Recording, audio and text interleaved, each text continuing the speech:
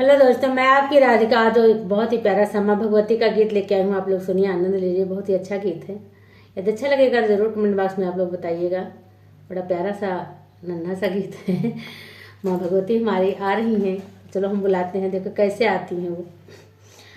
आवती हुई है ना कि माई मोरी औते हुई है ना, सुन के भक्तन के पुकारवा कि माई मोरी औते हुई है ना। लागल नवरात्रि त्योहारवा कि माई मोरी औते हुई है ना। आवत हुई है ना कि माई मोरी औते हुई है ना, कि लागल नवरात्रि त्योहारवा कि माई मोरी औते हुई है ना। सुन के भक्तन के पुकारवा कि माई मोरी औते हुई है ना। सुन के भक्तन के पुकारवा कि माई मोरी औते हुई है ना। मैया के मथवा में लल किटी कुलिया, लल किटी कुलिया हो, लल किटी कुलिया।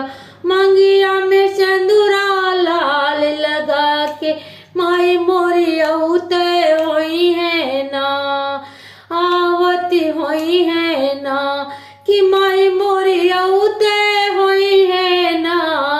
सुन के भक्तन के पुकारवा कि माई मोरी औते हुई है ना। सुन के भक्तन के पुकारवा कि माई मोरी औते हुई है ना। लागल नवरात्रि त्योहारवा कि माई मोरी औते हुई है ना। मैया के गलवा में हरवा विराजे, मैया के गलवा में हरवा विराजे, हरवा विराजे, हरवा विराजे। अरे लगा के गजरा लाल कि माई मोरी औते हुई है ना। लगा के गजरा लाल कि माई मोरी औते हुई है ना। सुन के भक्तन के पुकारवा कि माई मोरी औते हुई है ना। कि लागल नवरात्रि त्योहारवा कि माई मोरी औते हुई है ना। लागल नवरात्रि त्योहारवा कि माई मोरी औते हुई है ना।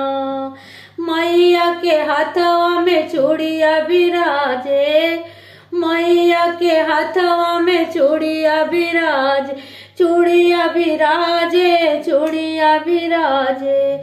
हरे पहन के कंगना लाल कि माई मोरी औते हुई है ना। पहन के कंगना लाल कि माई मोरी औते हुई है ना। सुन के भक्तन के पुकारवा कि माई मोरी औते हुई है ना।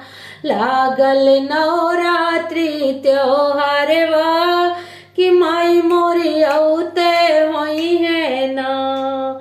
मैया के अंग में चोला विराजे, मैया के अंग में चोला विराजे, चोला विराजे, लहंगा विराजे।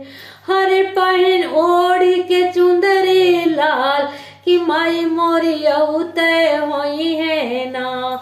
कि माई मोरी ओढ़ के चुंदरी लाल कि माई मोरी औते हुई है ना। सुन के भक्तन के पुकारवा कि माई मोरी औते हुई है ना। लागल नवरात्रि त्योहारवा कि माई मोरी औते हुई है ना। कि लागल नवरात्रि त्योहारवा कि माई मोरी औते हुई है। गला खराब गया। क्या गाऊं, कैसे गाऊं, कुछ समझ में नहीं।